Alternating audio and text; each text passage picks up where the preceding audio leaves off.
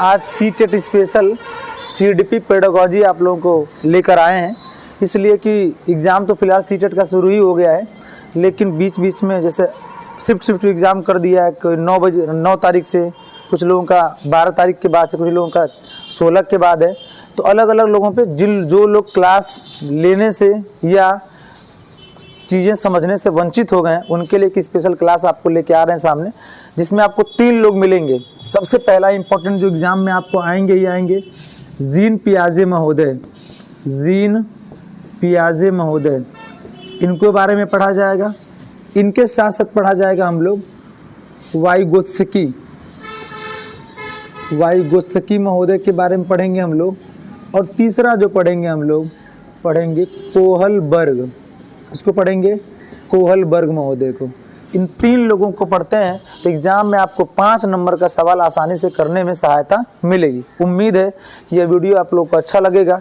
जो पॉइंट आपको समझ में न आए, कमेंट सेक्शन में कमेंट करें, या जिस सेक्शन या जिस टॉपिक की वीडियो आप चाहते हैं कमेंट में लिखें। आपको अगले लेक्चर में या वीडियो या वह टॉपिक समझाने का प्रयास किया जाएगा। ठीक, बात करेंगे हम सबसे पहले जीन पियाजे महोदय की। बात करते हैं, जीन पियाजे ने सबसे पहले क्या बताया, सिद्धांत क्या है इनका, क्यों दिया, इस बारे पर चर्चा करेंगे और सवाल कैसे एग्जाम में बन रहे हैं। अभी हाल ही में 28, 29, 30 और 31 को एग्ज़ाम जो हुए हैं, उस एग्ज़ामों में यह देखने को मिला है कि जीन पियाजे, वाइगोत्स्की और कोहलबर्ग के सवाल आने की पूरी उम्मीद हुई है। इसमें सबसे पहले हम आज पढ़ेंगे जीन पियाजे महोदय, ठीक है ना। इनका सिद्धांत लिखेंगे, पूरा नाम पढ़ेंगे हम लोग। देखिए सबसे पहला लिखा गया है, पढ़ते हैं, जीन पियाजे का संज्ञानात्मक, जीन पियाजे का संज्ञानात्मक विकास का सिद्धांत, जीन पियाजे का संज्ञानात्मक विकास का सिद्धांत। अब यहाँ पे बात समझेंगे कि संज्ञानात्मक विकास क्या होता है। तो बात करेंगे संज्ञानात्मक विकास में, तो एक बात समझ लें ध्यानपूर्वक, संज्ञान का तात्पर्य होता है जानना। संज्ञान का तात्पर्य क्या होता है? जानना। अगला बात समझेंगे हम लोग, संज्ञानात्मक का अर्थ क्या होता है। ठीक है, संज्ञानात्मक का अर्थ होता है समस्या का समाधान। क्या होता है? समस्या का समाधान।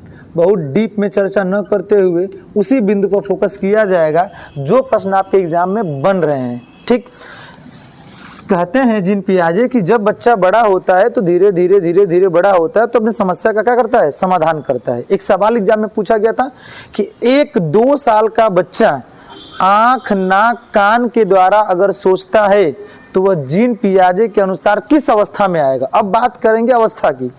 जीन पियाजे ने कुल 4 अवस्था दिया है, 4 अवस्था। अब बात करेंगे आँख, कान, नाक, तीनों होता क्या है? ये तीनों होती है इंद्रियां होती हैं, अर्थात किसके द्वारा सोचता है? वो इंद्रियों के द्वारा। अर्थात पहली अवस्था इनकी होगी, अर्थात अपनी समस्या का समाधान किसके द्वारा करना चाहता है बालक? आँख, नाक, कान के द्वारा करना चाहता है। इसी को जीन पियाजे महोदय ने अवस्थाएं दिए हैं। क्या दिए हैं? अवस्थाएं। अवस्थाएं के बारे में चर्चा किया जाए तो अवस्थाएं कितनी इनकी मिले पढ़ेंगे हम लोग? 4 अवस्थाएं मुख्यतः मोस्ट इम्पॉर्टेंट पढ़ेंगे और ध्यान से रखेंगे, सुनेंगे कि यह अवस्था जो होगी वह किस अनुसार पढ़ेंगे हम लोग? क्रमानुसार। इस बात का फोकस करना बहुत ज़रूरी है। क्यों? कि आपके एग्ज़ाम, चाहे वह यूपी टेट देना हो, चाहे शिक्षक भर्ती परीक्षा देना हो जिसे सुपर टेट कहते हैं, या केवीएस का एग्ज़ाम अभी चल रहा है, आएगा ही आएगा, उस पर भी वीडियो आपको पूर्ण बनाई जाएगी, दी जाएगी। उम्मीद है कि आप सभी लोग ध्यानपूर्वक पूरे वीडियो को देखेंगे, जिससे आपको हर चीज़ें व्यवस्थित एवं विस्तृत बताने का प्रयास किया जाएगा। क्रमानुसार में सबसे पहली अवस्था का नाम होगा संवेदी।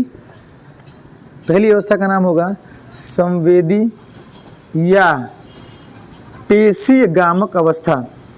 संवेदी या पेशी गामक अवस्था। अब बात करें हम, इसी अवस्था को आपके एग्ज़ाम में अंग्रेजी वाले सेक्शन को लिख के आता है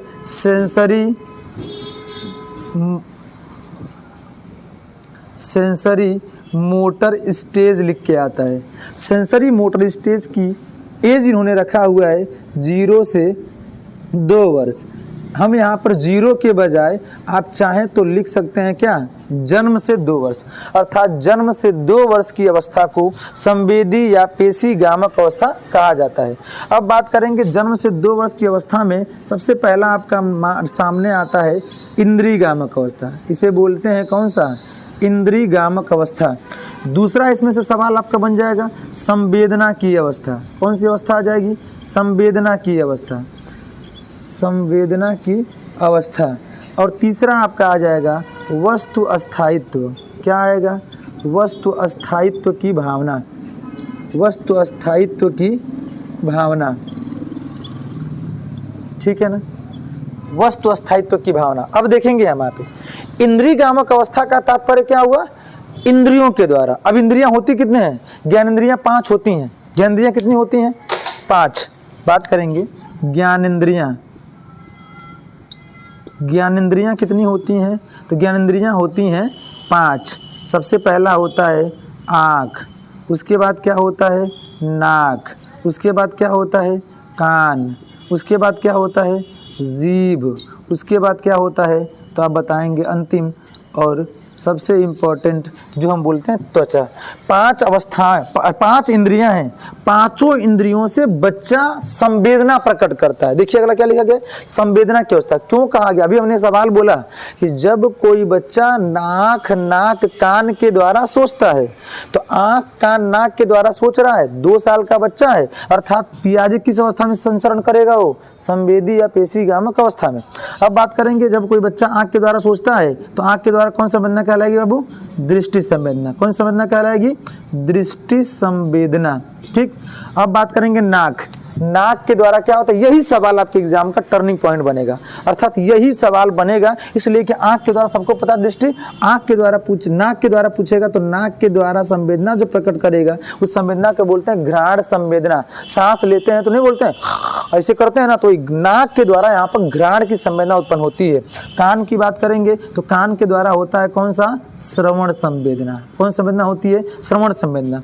जीभ के द्वारा क्या होता है, तो जीभ के द्वारा होता है स्वाद संवेदना। कौन संवेदना होती है, स्वाद। और त्वचा के द्वारा क्या होता है, त्वचा के द्वारा होता है स्पर्श संवेदना। कौन सी होती है, स्पर्श संवेदना होती है। ठीक है ना, इन सभी संवेदनाओं के द्वारा बच्चा अपने क्रियाकलाप को करता है, अर्थात अपनी समस्या का समाधान करता है, इसीलिए इसे इंद्रिय या संवेदना की अवस्था कहा जाता है। अगला सबसे इंपॉर्टेंट पॉइंट पूछेगा, वो पूछेगा वस्तु अस्थायित्व का गुण या भावना कब पाई जाती है, तो जीन पियाजे की पहली अवस्था में पाई जाती है, जहां पर वस्तु अस्थायित्व का तात्पर्य क्या होता है, वस्तु अस्थायित्व का यह मतलब होता है वस्तु अस्थायित्व, अर्थात किसी वस्तु पर बच्चा अस्थायी रूप से ध्यान केंद्रित करना है, क्या कहलाता है, वस्तु अस्थायित्व कहलाता है।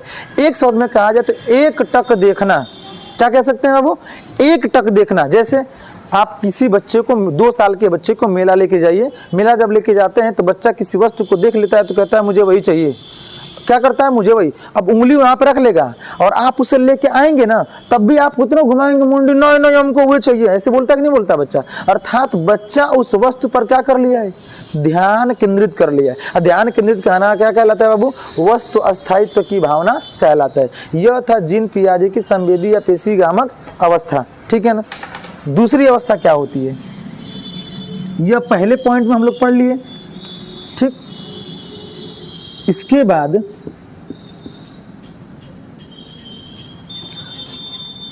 दूसरी अवस्था इनकी है संवेदी पेशीगामक अवस्था के बाद दूसरी अवस्था का नाम है पूर्व या प्राक संक्रियात्मक अवस्था। प्राक संक्रियात्मक अवस्था,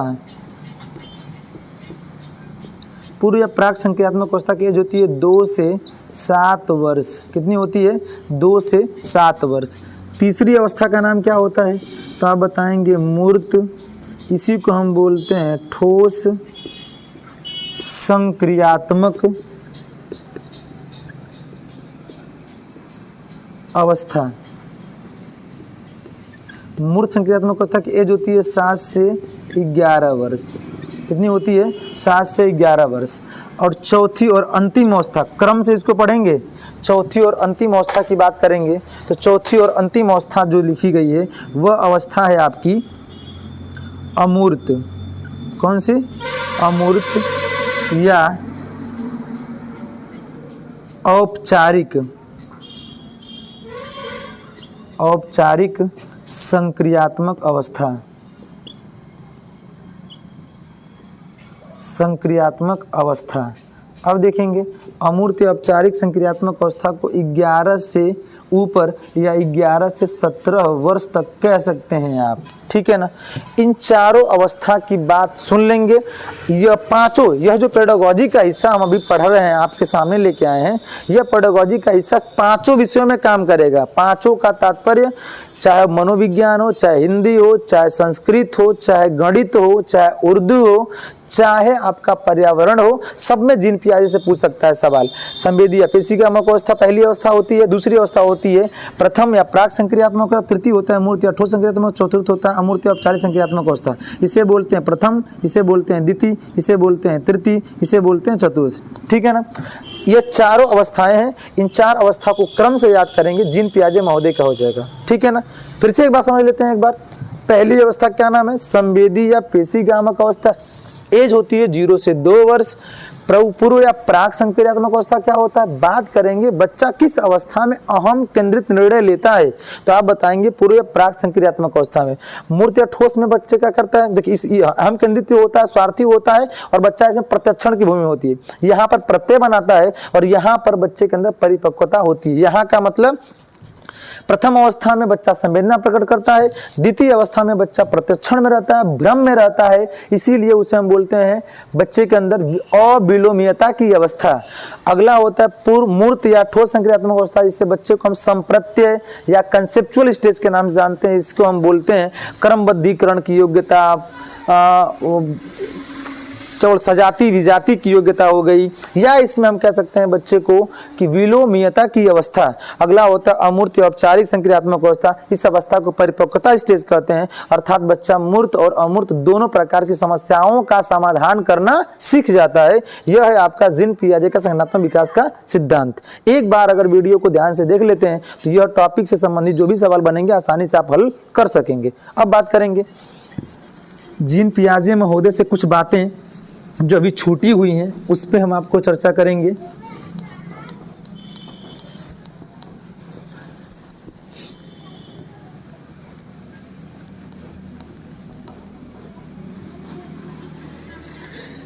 देखते हैं। अब आप बात करेंगे कि जीन पियाजे ने और शब्दों को कैसे परिभाषित किया है, या इनके शब्द क्या क्या हैं। एग्जाम में कभी कभी आपके आते रहते हैं। पहला सवाल आपको बनेगा कि जीन पियाजे महोदय में कि भाषा पहले आई कि विचार पहले आया, इस बात को बात करेंगे। तो सबसे पहले बात करेंगे भाषा, उसके बाद एवं विचार। भाषा व एवं विचार के दृष्टिकोण के माध्यम से देखा जाए तो दो तुलनात्मक अध्ययन करके तो भाषा व विचार की बात वाइगोत्स्की महोदय करते हैं। किसकी? कौन करते हैं? वाइगोत्स्की महोदय करते हैं। जबकि पहले विचार, ठीक है ना, पहले क्या आया? पहले विचार, उसके बाद क्या आती है? भाषा। यह बात किसने बताया है? जीन पियाजे महोदय ने। जीन पियाजे महोदय कहते हैं कि सबसे पहले क्या आया था? विचार। पहले क्या आया? विचार, उसके बाद क्या आई? भाषा। पहले विचार फिर भाषा की बात किसने बताई है? जीन पियाजे महोदय ने बताई है। यह बताने का तात्पर्य यह हुआ कि किसी बच्चे के अंदर या किसी बच्चे को संज्ञानात्मक विकास पहले विचार के द्वारा होता है, और जब विचार आता है तो विचारों के माध्यम से ये बच्चा भाषा बोलना या भाषा अर्जित करना सीख जाता है। यह किसने बताया हुआ है? जीन पियाजे महोदय ने बताया है। अब बात करेंगे इनके और भी क्या क्या कथन है, जैसे कुछ परिभाषित कथन की बात करेंगे। कुछ परिभाषित कथन जीन पियाजे का, परिभाषित कथन की बात करेंगे तो परिभाषित कथन में आपको आएगा, तो सबसे पहला सर परिभाषित कथन में आपका आता है, इसे बोलते हैं आत्मसात्करण। क्या होता है? आत्मसात्करण, ठीक है ना। दूसरा आपका क्या होता है? दूसरा होता है आपका एज ए अनुकूलन। अनुकूलन। अगला शब्द क्या होगा? समायोजन। समायोजन। इसके बाद आपका क्या आएगा, इसके बाद आएगा समावेशन, अगला आएगा आपका समावेशन, ठीक है ना। इसके बाद क्या आएगा, स्कीमा, इसके बाद क्या आएगा, स्कीम्स, क्या आएगा, स्कीम्स। इसके बाद क्या आएगा, विकेंद्रण, क्या आएगा, विकेंद्रण। यह सभी शब्द, एक शब्द और आएगा आपका जो आपका आता है साम्य धारण। इसमें कोई परिवर्तन नहीं है, आप चाहें तो इसमें परिवर्तन कर सकते हैं। मतलब पहले आत्मसात्करण की जगह ना समावेशन बोल सकते हैं। आपको 2 3 4 5 6 7 8 ये शब्द ऐसे हैं जो आपको परिभाषित करने के लिए आएंगे।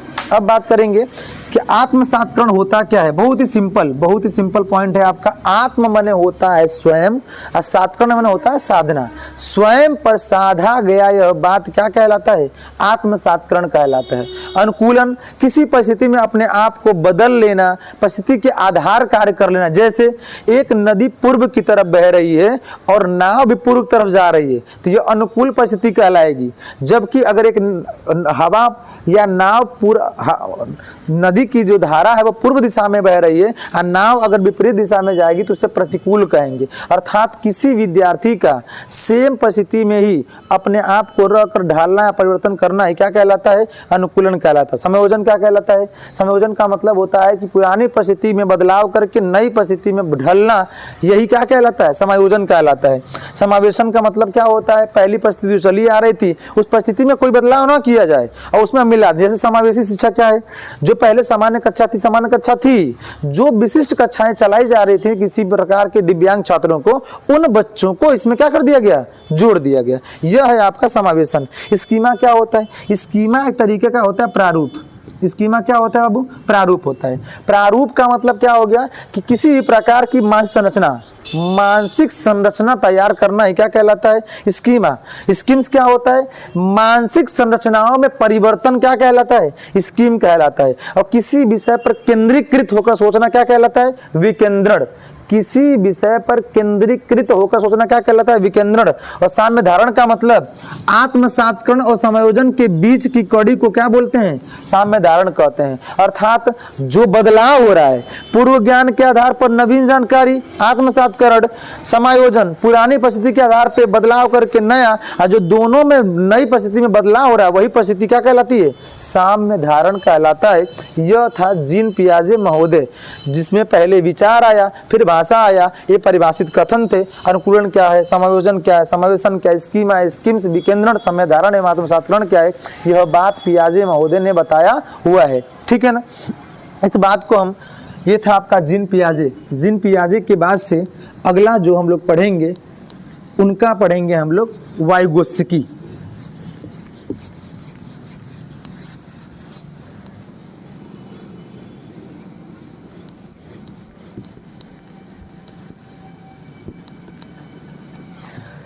जीन पियाजे के बाद हम लोग अगला जो टॉपिक पढ़ेंगे अगले लोगों को, उनका नाम है लेव वाइगोत्स्की।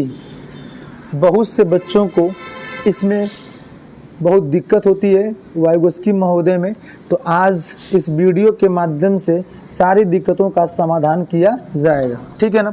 जो भी टॉपिक, जो चीज़ें समझ में ना आए, कमेंट बॉक्स में आप कमेंट करें, आपकी समस्या का समाधान डिस्क्रिप्शन के साथ किया जाएगा या अगली वीडियो में उसकी समाधान कर दिया जाएगा। बात करेंगे लेव वाइगोत्स्की में, तो वाइगोत्स्की महोदय किससे संबंध रखते हैं, तो इनका सबसे पहला होगा सामाजिक सांस्कृतिक विकास का सिद्धांत। इन्होंने दिया क्या है, सामाजिक सांस्कृतिक विकास का सिद्धांत दिए हैं। अर्थात सोशल कल्चरल डेवलपमेंट, ठीक, यह दिया है। इन्हीं के सिद्धांत को और क्या नाम कहा गया है, तो कहा गया सामाजिक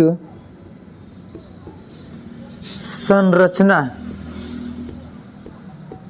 का सिद्धांत। सामाजिक संरचना का सिद्धांत, या इन्हीं के सिद्धांत को और क्या कहा गया है, तो आप बताएंगे सामाजिक अंतःक्रिया का सिद्धांत। क्या कहा गया है, सामाजिक अंतःक्रिया का सिद्धांत। ये सभी नाम हैं इनके सिद्धांत का जो आपके एग्जामों में बन सकता है। अब बात करेंगे कि वाइगोत्स्की ने जो सामाजिक सांस्कृतिक परिवेश को बताने या समझाने का प्रयास किया है वो किस संरचना पर आधारित है? सामाजिक। किसके अंतःक्रिया की बात करता है? सामाजिक। अब ये समाज किसको कहते हैं? बच्चे का परिवार उसका क्या होता है? समाज होता है। यह टॉपिक आपको अगले वीडियो में आपको टॉपिक मिलेगा आपको, सामाजिकरण प्रक्रिया। सामाजिकरण प्रक्रिया किसे कहते हैं तो बताएंगे कि बच्चे का जो पहला समाज होता है वह होता है परिवार एवं पास पड़ोस। दूसरा समाज क्या होता है? विद्यालय। कुछ बच्चे क्या कर देते हैं, पास पड़ोस को दूसरा मानते हैं, जबकि पास पड़ोस भी परिवार का ही क्या होता है? हिस्सा होता है। तो उसी आधार पर कहते हैं कि बच्चा जो सामाजिक अंतःक्रिया होती है, अंतःक्रिया का तात्पर्य क्या होता है? अर्थात बच्चा किसी भी प्रकार की समस्या का समाधान अपने समवयस्कों से करता है। किसे करता है? समवयस्कों। समवयस्क क्या कहलाता है? या तो बच्चे के समान या बच्चे से बड़ा। कभी भी बच्चा अपने छोटे से मदद नहीं लेगा। कैसे नहीं लेगा इस पे देखते हैं। इनके सिद्धांत में 4 बात याद रखना है। 4 बात अगर पता होगी तो समझिए इनका सिद्धांत एकदम क्लियर, और यही सवाल आपके एग्जाम में आएगा भी आएगा। ठीक है ना? समाज सांस्कृतिक विकास सिद्धांत, समाज संरचना सिद्धांत एवं सामाजिक अंतःक्रिया सिद्धांत। सबसे पहला इनका पॉइंट पढ़ेंगे हम लोग। पहला जिसे बोलेंगे संभावित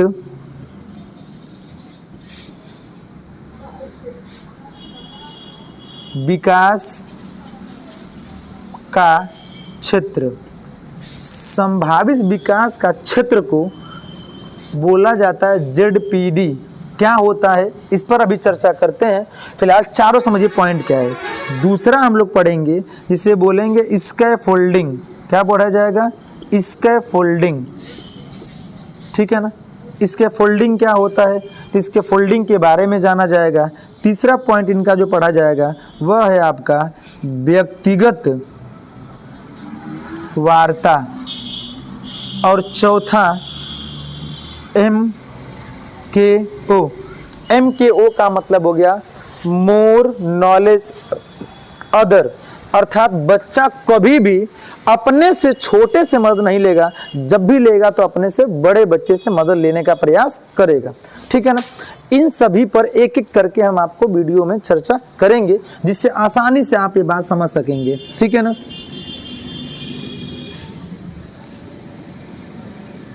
देखते हैं। सबसे पहला क्या कहा गया है? ZPD। अन्य नाम भी आप पे चर्चा करेंगे कि अन्य नाम क्या कहे गए हैं। सबसे पहला लिखा गया ZPD। ZPD का फुल फॉर्म क्या होता है तो लिख पढ़ जानेंगे। Z का होता है जोन ऑफ, P से होता है प्रॉक्सिमल। क्या होता है? प्रॉक्सिमल। और D से होता है डेवलपमेंट। क्या होता है? डेवलपमेंट। अब बात करेंगे इसके अन्य नाम क्या हैं। एक तो आपने जान लिया संभावित। इसी को संभावित न लिख के आ सकता है आपके एग्जाम में निकटस्थ। निकटस्थ नहीं देगा तो लिखेगा समीपस्थ। ठीक है ना? क्या लिखा गया? संभावित, निकटस्थ या समीपस्थ या वास्तविक। क्या देगा? वास्तविक। यह सब हो गया आपका प्रॉक्सिमल, वास्तविक विकास का क्षेत्र। वास्तविक विकास का क्षेत्र यह है आपका ZPD। ठीक है ना? कि किसी भी, यह पहला पॉइंट है आपका वाइगोत्स्की महोदय का मोस्ट इंपॉर्टेंट। कोई ऐसा साल नहीं, चाहे CTET हो चाहे UP TET हो, जो ZPD से सवाल न बनता हो। ZPD zone of proximal development, संभावित या निकटस्थ या समीपस्थ या वास्तविक विकास का क्षेत्र। अब बात करेंगे कि ZPD या समीपस्थ विकास का क्षेत्र कहाँ किसे जाता है और होता क्या है। ZPD या संभावित विकास का क्षेत्र में होगा क्या कि देखिए, सबसे पहला बिंदु इसमें पढ़ेंगे कि इसमें जो सहायता दिया जाएगा वो सहायता जो होगी वह कैसी होगी? स्थायी सहायता होगी। कैसी सहायता होगी? अस्थायी सहायता। ठीक है ना? जो सहायता दिया जाएगा वो सहायता कहाँ दिया जाएगा तो आप बताएंगे बीच में सहायता देंगे। बीच में सहायता देंगे। अर्थात इन दोनों बात को क्लियर कैसे समझेंगे, समझ लेते हैं। कहा जाता है कि एक कोई बच्चा है, उसको कार्य करने के लिए कहा जाता है और वह कार्य करने लगा, वह किया और वह मान लेते हैं कि वह कार्य कुल 4 स्टेप अर्थात 4 स्टेप में वो कार्यक्रम खत्म होता है। बच्चा पहला कर लिया, दूसरा कर लिया, तीसरा कर लिया, चाहे तीसरे में या तो चौथे में, कहीं पर भी बीच में उसे बाधा हो गई। बाधा का मतलब समझ नहीं आ रहा है कि उस कार्य को कैसे करें। अब उसमें बच्चा क्या करेगा, करीब करीब जान तो रहा है, निकट पहुंच रहा है कि वो कार्य कहीं ना कहीं होगा, लेकिन उसमें सहायता ले रहा है अपने माता का, अपने पिता का या अपने समवयस्क का। अर्थात जो बच्चा सहायता लेगा वो किसकी लेगा, समवयस्क। किसकी सहायता लेगा, समवयस्क की। और समवयस्क की सहायता लेना ही क्या कहलाएगा, संभावित या निकटस्थ या समीपस्थ या वास्तविक विकास का क्षेत्र कहलाएगा। एक लाइन में समझ लीजिए, किसी बच्चे को का कार्य करते समय बीच में उलझ जाने पर समवयस्कों द्वारा दी गई सहायता ZPD कहलाता है। बात समझ गई ना। अब देखेंगे वह सहायता अगर एक बार बच्चे को दे दिया जाएगा, फिर दोबारा अगर उसे कार्य आ जाए तो वह कार्य पूछेगा नहीं। अब वह उस दिमाग के आधार पर अपनी समस्या का समाधान कर लेगा। यही कहलाता अस्थाई सहायता। अगला क्या लिखा है, बीच में सहायता देना। लेकिन सहायता देंगे भी कहां पर आप, या मांगेगा कहां पे बच्चा, तो बीच में मांगेगा, अर्थात बीच में सहायता दिया जाए। ठीक है ना, वही कहलाता है ZPD। एकदम उदाहरण सिंपल व्यवहारिक समझ लीजिएगा। आप लोगों के घर में बच्चे होंगे ही, ठीक, बच्चे होंगे तो आप देखेंगे तो उन बच्चों में कुछ ऐसे बच्चे होंगे जो एक खिलौना मांगते हैं सब खेलने वलने के लिए। एक खिलौना मार्केट में आता है, इसको बोलते हैं किंडर जॉय। किंडर जॉय खरीदेंगे, दो भाग तोड़ेंगे, एक तरफ खाने वाला होता है, एक तरफ खिलौना होता है। खिलौने को आप ले लेंगे और खिलौने को लेने के बाद से आप देखेंगे तो कई पार्ट जो होंगे वो खिलौना पार्ट पार्ट में होता है। एक पर्ची निकल के आएगी, उस पर्ची पे आपका रहेगा क्या, उस पर्ची पे स्टेप बनाया गया। स्टेप 1 यहाँ जुटेगा, स्टेप 2 यहाँ जुटेगा, स्टेप 3 यहाँ जुटेगा। बच्चा 2 स्टेप जोड़ लिया, तीसरा स्टेप जोड़ना चाह रहा है और वह स्टेप जुड़ नहीं रहा है, अर्थात वह खिलौना पूर्ण होने में, ऐसे कह लीजिए पजल, ठीक है ना, वो जोड़ने में सहायता लेना चाहता है और लेगा किसकी सहायता, समवयस्क की। कितनी लेगा, समवयस्क की। समवयस्क की सहायता लेने के बाद वो उसके माता पिता या कोई भी बड़ा भाई या बड़ी बहन जब भी मदद लेगा, अपने छोटे नहीं, अपने से बड़े वाले को, छोटे से लेकर डराएगा कि कहीं लेकर हमारा खिलौना भाग न जाए। ठीक, तो वहां पे देखेंगे तो बच्चा वो क्या करेगा, खिलौने को लेगा, जोड़ेगा। क्या करेगा, जोड़ेगा। बात समझ, नहीं जुड़ेगा, अपने मम्मी पापा सहायता मांगेगा, मम्मी पापा उसके सामने जोड़ देंगे। जोड़ने के बाद वो उस पर नहीं कायम रहेगा, तुरंत तोड़ेगा, खिलौने को अलग करेगा, फिर अपने से जोड़ेगा और बना लेगा। क्या कर लिया, सीख लिया। और सीख लिया अर्थात क्या कर गया, अस्थाई सहायता दी गई। बात समझ गई ना, यही कहलाता है ZPD। एक लाइन फिर समझ लीजिएगा, किसी बच्चे को समस्या को सुलझाने के लिए किस बीच में उलझ जाने पर समवयस्क के द्वारा दी गई अस्थाई सहायता ZPD कहलाता है। सिंपल एकदम, ठीक है ना। चलिए दूसरा पॉइंट समझेंगे हम लोग, दूसरा क्या होता है। दूसरी बात कौन सी बताई गई थी, दूसरी बात आपको मैंने बताया है कि दूसरा आपका है स्कैफोल्डिंग। क्या है, स्कैफोल्डिंग। अब इसके नाम जान लीजिए, आपके एग्जाम में स्कैफोल्डिंग आएगा। स्कैफोल्डिंग अंग्रेजी में भी स्कैफोल्डिंग, यह अंग्रेजी नाम है स्कैफोल्डिंग, ठीक है ना। इसके अन्य नाम क्या है और देखते हैं, और क्या क्या नाम है इसके। एक होता है पाड़, एक आपका देगा ढांचा निर्माण,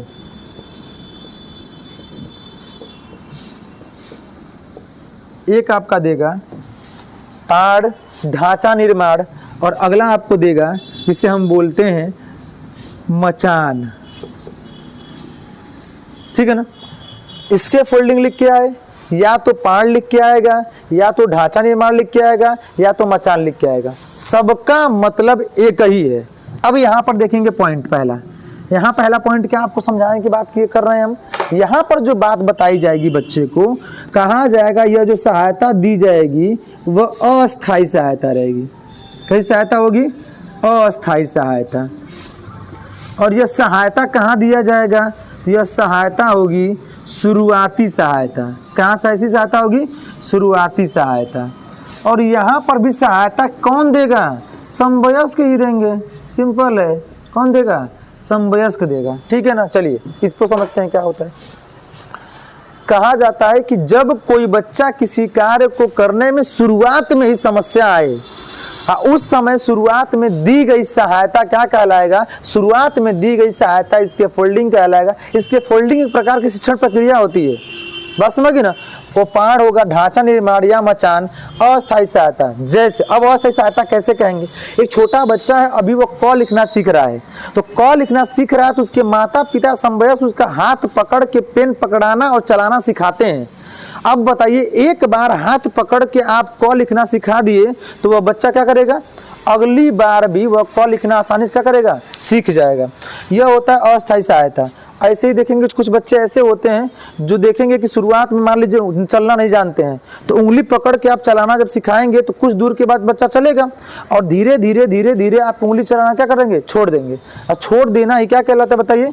अस्थायी सहायता। अर्थात शुरुआत में जो सहायता दी गई थी वह सहायता कैसी थी? अस्थायी। अर्थात कुछ समय के बाद वो सहायता क्या करेगा? नहीं लेगा। लेकिन दिया कहाँ गया था? शुरुआत में। शुरुआत में सहायता देना इसके फोल्डिंग, पाठ, ढांचा निर्माण या मचान कहा जाता है। अब देखिए, शुरुआत में जो सहायता दी गई है वह कौन देगा? समवयस्क। समवयस्क का तात्पर्य हो गया कि वो अपने से बड़े से सहायता लेगा। कभी भी कोई भी बच्चा अपने से छोटे से सहायता नहीं लेगा, इसलिए उस बच्चे को लगता है कि हमसे छोटा व्यक्ति हमारे ज्ञान में क्या हो? कम जानता हो, इसलिए यह सहायता को इसके फोल्डिंग कहा जाता है। एक लाइन फिर समझ लीजिएगा। जब किसी बच्चे को शुरू में समस्या होने पर या उलझने पर किसी समवयस्क के द्वारा दी गई सहायता ही क्या कहलाता है? इसके फोल्डिंग। और यह सहायता कैसी होती है? अस्थायी सहायता होती है। यह था आपका इसके फोल्डिंग। ठीक, तीसरा पॉइंट जो समझेंगे इसमें, जो बहुत ही इंपॉर्टेंट है, आपके एग्जामों में लगभग पूछा ही जाता है। ठीक, तीसरा पॉइंट होगा आपका, देखिए इसका नाम हमने अभी बताया है, नाम है आपका व्यक्तिगत वार्ता। क्या बोलेंगे? व्यक्तिगत वार्ता। इसी का दूसरा नाम क्या बोलते हैं? निजी वार्ता। ठीक है, इसी की अंग्रेजी होती है पर्सनल स्पीच। अंग्रेजी क्या बोलते हैं? Personal speech. ठीक है ना। अगला बात देखेंगे, निजी वार्ता की जगह पर कहीं कहीं देखेंगे तो लिखा होगा निजी वाक। क्या लिखा होगा? निजी वाक। वाक का मतलब ही होता है बोलना, बात करना। व्यक्तिगत वार्ता, निजी वार्ता या निज वाक का तात्पर्य क्या होता है, इसको समझते हैं। देखेंगे, इसके लिए बस एक ही बात याद रखिएगा, खुद से बात करना। क्या करना? खुद से बात करना। सवाल पूछा भी गया था एग्जामों में। क्या पूछा गया था? जैसे एक सवाल पूछा गया था सीटेट में कि एक बच्चे की माँ कपड़े को तह करते हुए अपने आप से कुछ बात करती है, तो वह बच्चा भी किसी कार्य को करते समय अपने आप बात करता है, तो वाइगोत्स्की के अनुसार क्या कहलाएगा? तो वाइगोत्स्की के अनुसार क्या कहलाएगा? व्यक्तिगत वार्ता, निजी वार्ता या निज वाक कहलाएगा। अब बात करेंगे खुद से बात करना क्या होता है।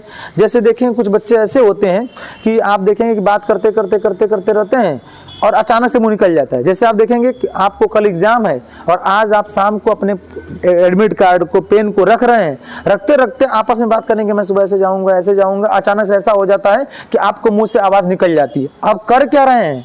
खुद से बात करना। और यह इसके लिए सवाल कैसे बन सकता है? और छोटे बच्चे अपने क्रियाकलाप को करने के लिए खुद से बात करते हैं और दिशा निर्देश देने का कार्य करते हैं, यही कहलाता है व्यक्तिगत वार्ता या निजी वार्ता या निजी वाक कहलाता है, जिसमें किसी दूसरे की सहायता नहीं ली जाएगी। बच्चा स्वयं से अपने कार्यों को दिशा निर्देश देने के लिए खुद से बात करना ही क्या कहलाता है? व्यक्तिगत वार्ता या निजी वार्ता कहलाता है। ठीक है ना। और अगला चौथा पॉइंट देखिए क्या दिया गया था। अगला और अंतिम इनके चौथा पॉइंट जो दिया गया था वह था आपका MKO। MKO का मतलब मैंने बताया भी है, more knowledge, NOWLEDGE, knowledge other. अब देखेंगे मोर नॉलेज अदर का तात्पर्य क्या होता है। मोर नॉलेज अदर का मतलब होता है ज्यादा ज्ञानी दूसरा। क्या होगा? ज्यादा ज्ञानी दूसरा।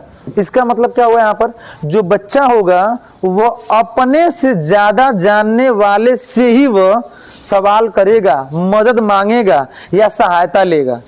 क्यों? इसलिए कि बच्चा सोचता है कि कंडीशन होता है ना, बच्चे के अंदर अहम केंद्रिता की भावना पाई जाती है। और अहम केंद्रिता क्या सिखाती है बच्चे के अंदर? अहम केंद्रिता का तात्पर्य सिखाता है बच्चे के अंदर ऐसी भूमिका जो बच्चे को लगे कि मैं नॉलेजदार हूं तो अगले से किससे पूछेगा? वो अपने से बड़े से पूछेगा, कभी भी अपने छोटे से मदद नहीं लेगा। जैसे आप ही लोग हैं, कभी भी आपको सहायता लेना हो तो आप अपने बड़े भाई, बड़ी बहन, पापा, मम्मी या अपने दोस्त मित्र या शिक्षक से सहायता लेना चाहेंगे, न कि अपने छोटे भाई से। बस वही बात हो गई कि MKO अर्थात ज्यादा ज्ञानी दूसरा, अर्थात मोर नॉलेज अदर, यह कहलाता है लेव वाइगोस्की महोदय का कौन सा MKO। 4 बात इन्होंने पढ़ी हमने। पहला बात क्या पढ़ा? ZPD।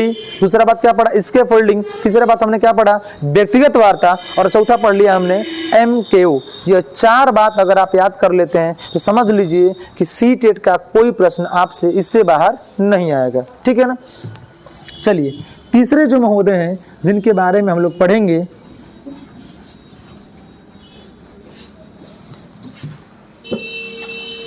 तीसरे व्यक्ति हैं जिनके बारे में पढ़ेंगे, उनका नाम है कोहलबर्ग। कोहलबर्ग, ठीक है ना? कोहलबर्ग महोदय के बारे में पढ़ा जाएगा। कोहलबर्ग ने दिया है नैतिक विकास का सिद्धांत। क्या दिया है? नैतिक विकास का सिद्धांत।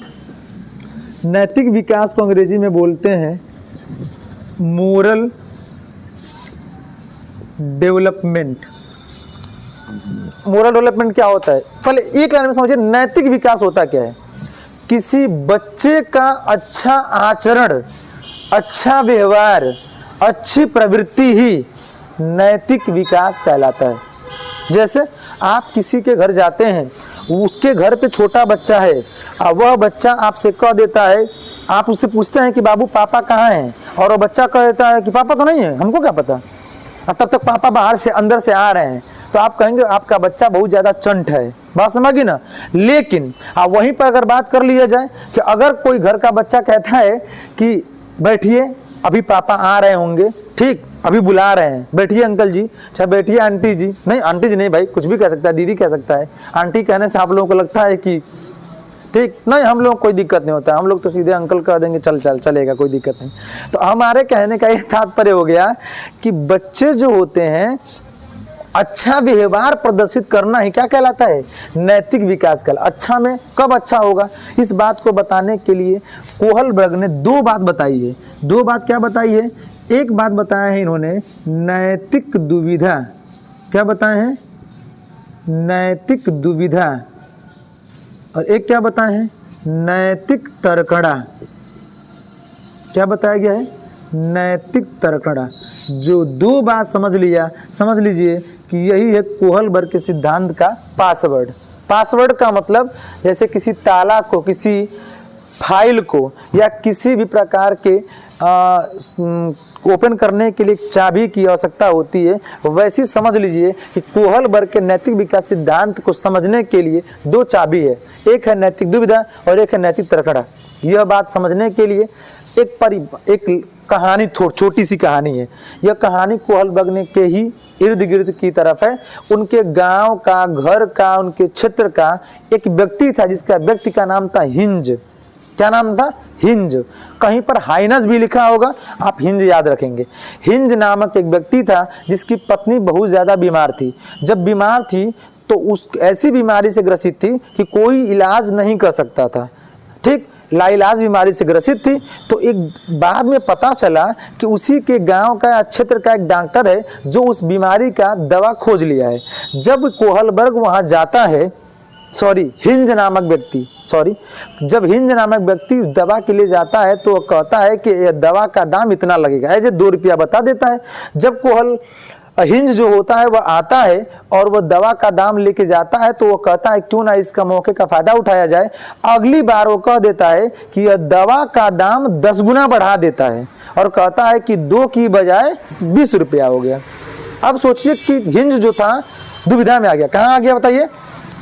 जब दवा का दाम बढ़ा के बोलता है तो वह हिंज नामक व्यक्ति दुविधा में पड़ जाता है, और दुविधा में पड़ता है तो कहता है कि मुझे पत्नी की जान तो बचानी ही पड़ेगी। अब पत्नी की जान बचाने के लिए नैतिक दुविधा के द्वारा यह तात्पर्य निकलता है कि कहता है कि किसी भी तरीके से मैं पत्नी की जान बचाऊंगा। अब देखिए वो कहता है, तर्क क्या निकालता है अब कि कुछ भी हो जाए मैं दवा चोरी करूंगा। बात समझ गई ना? दवा चोरी कर लेता है, पत्नी की जान बचा लेता है। जब केस होती है तो जज कहता है कि क्यों चुराए हो तुम, तो जज के सामने वो कहता है कि अगर मेरा चुराना गलत है तो दवा का 2 गुना दाम बढ़ाना भी क्या होगा? गलत होगा। अगर दवा का दाम 2 गुना बढ़ाना सही है, ठीक, तो फिर मैं गुनाहगार हूं। अर्थात यह नैतिक तर्कड़ा के आधार पर पहले किसमें फंसा था? हिंज दुविधा में। क्या लिया? तर्क किया, और दुविधा के बाद जब तर्क किया तो उसे सामान्यतः सफलता प्राप्त हो गई। अर्थात कहने का ये मतलब हुआ कि नैतिक विकास का सिद्धांत यह समझाता है कि सबसे पहले व्यक्ति दुविधा में फंसता है, उसके बाद से नैतिक तर्कड़ा निकालता है। ठीक है ना? इस बात को समझाने के लिए कुल इन्होंने 3 स्तर, कितने स्तर? 3 स्तर और कितने सोपान? 7 सोपान में यह बात बताए हैं। कौन सा? कोहलबर्ग के नैतिक विकास का सिद्धांत। ठीक है ना? 3 स्तर और 7 सोपान क्या क्या हैं, इस पर एक बार नजर डालते हैं। सबसे पहला स्तर का नाम है, वह है पूर्व परंपरागत। पूर्व परंपरागत को कहीं कहीं लिखिएगा पूर्व प्रथागत। यह एग्जाम में पूछा भी जा चुका है। या पूर्व रूढ़िवादी स्तर। देखिए क्या बताया हमने, या तो पूर्व परंपरागत लिख के आएगा, या पूर्व प्रथागत लिख के आएगा, या पूर्व रूढ़िवादी स्तर लिख के आएगा। इसमें आपको कुल 3 प्रकार के सोपान देखने को नजर आएंगे। सबसे पहला सोपान होता है अहम केंद्रित निर्णय। अहम केंद्रित निर्णय। कौन सा निर्णय लेगा? अहम केंद्रित निर्णय। दूसरा जो सोपान होगा वह बोलेंगे दंड एवं आज्ञा पालन।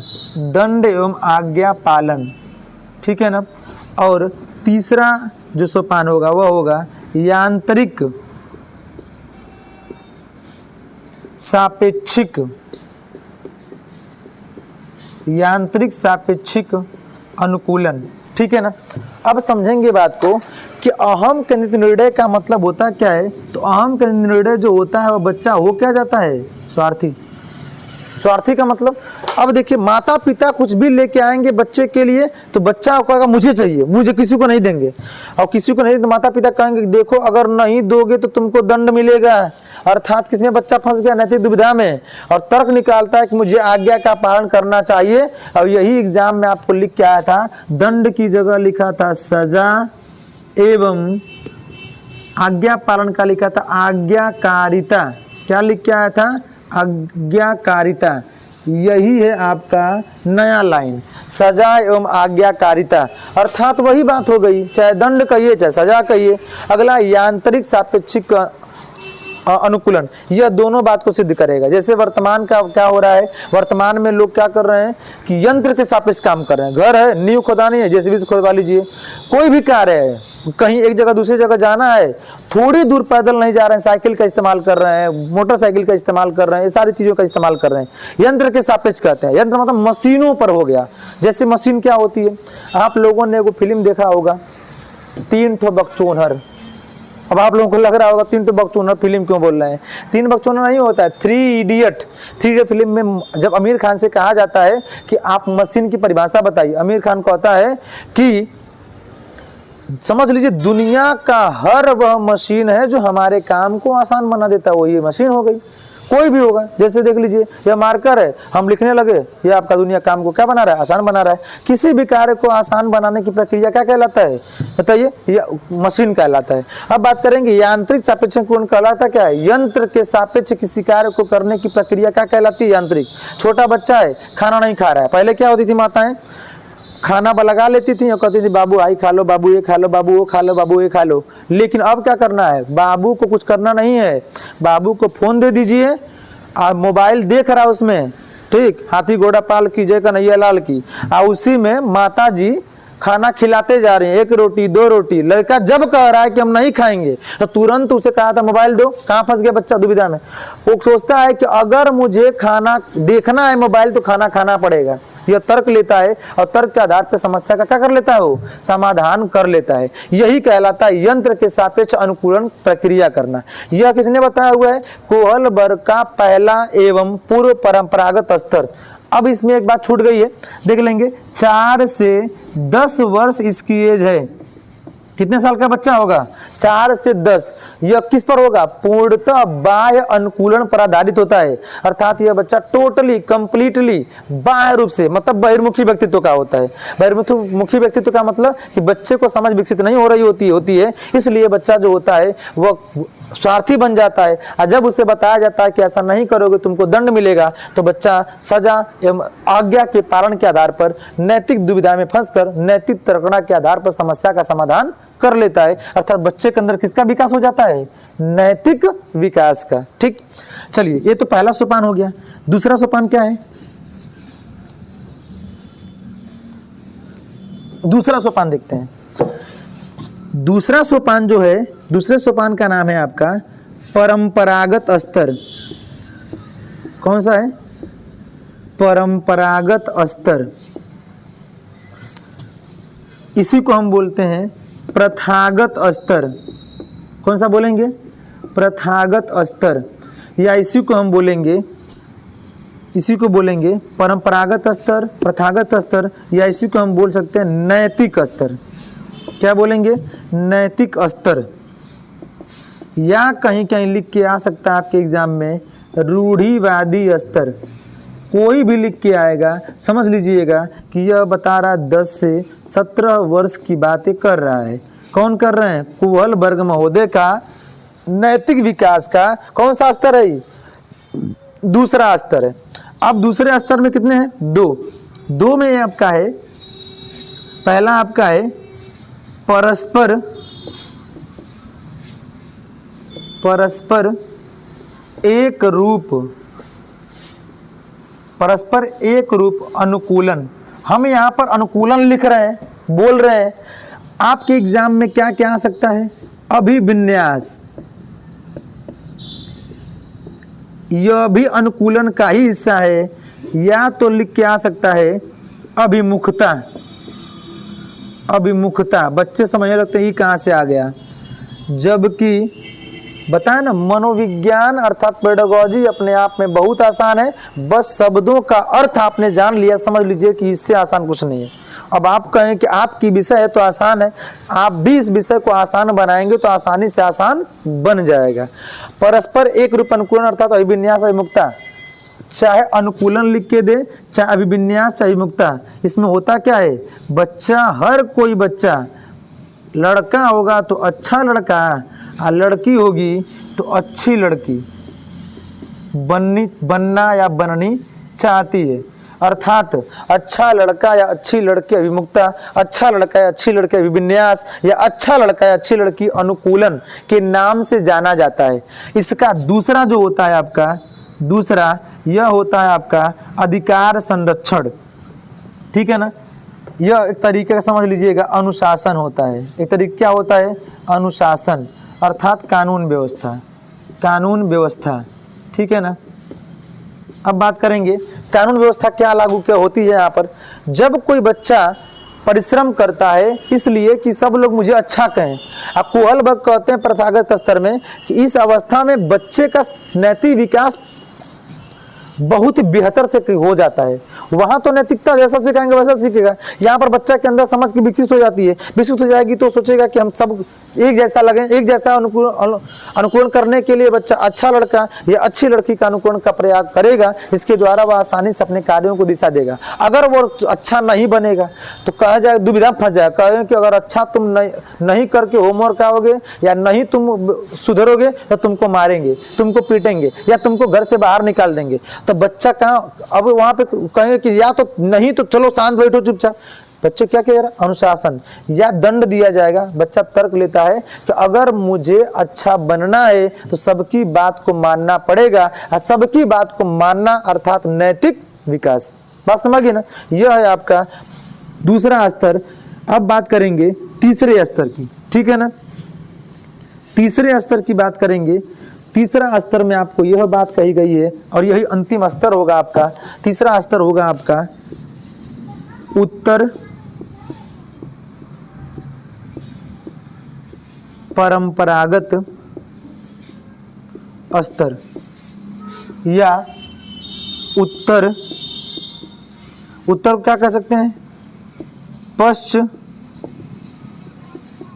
प्रथागत स्तर।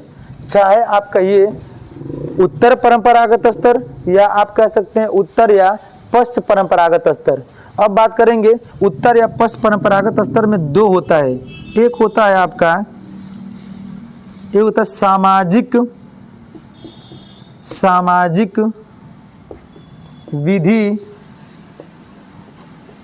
सम्मत अनुकूलन।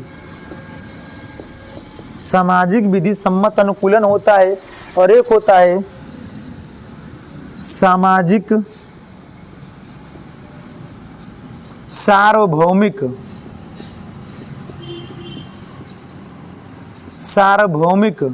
अनुकूलन। सार्वभौमिक का मतलब होता क्या है, सबके लिए। अब यह एज होती है 17 से ऊपर, 17 वर्ष से ऊपर। अब बच्चा को जिम्मेदारी आ जाती है। 17 वर्ष से ऊपर का मतलब बच्चा किशोरावस्था कंप्लीट करने वाला है अब, अर्थात बच्चे को माता पिता क्या दे देते हैं, जिम्मेदारी। अब जब जिम्मेदारी देंगे तो वह तीन उत्तर परंपरागत स्तर या उत्तर या पश्च प्रथागत स्तर में 17 वर्ष से ऊपर का जो बच्चा होगा वह बच्चा सामाजिक विधि समझ। सामाजिक विधि मतलब क्या होगा कि समाज के नियमों का क्या करेगा, वो अनुपालन। समाज के नियमों का अनुपालन करे। कहा जाएगा अगर तुम करोगे तभी तुमको अच्छा मिलेगा, नहीं करोगे तुमको दंड दिया जाएगा। बच्चा फिर कहाँ फंस जाएगा, दुविधा में। दुविधा में फंस के वो कहेगा, तर्क करेगा कि मुझे ऐसा कार्य करना चाहिए जो प्रत्येक समाज के लिए सार्वभौमिक हो, अर्थात सबके लिए अच्छा कार्य हो। और सबके लिए अच्छा कार्य करना है क्या कहलाता है, नैतिक विकास कहलाता है। अर्थात क्या बात समझ में आई, एक बार फिर से रिपीट कर लेते हैं, रिकैप कर लेते हैं जो बात की गई है।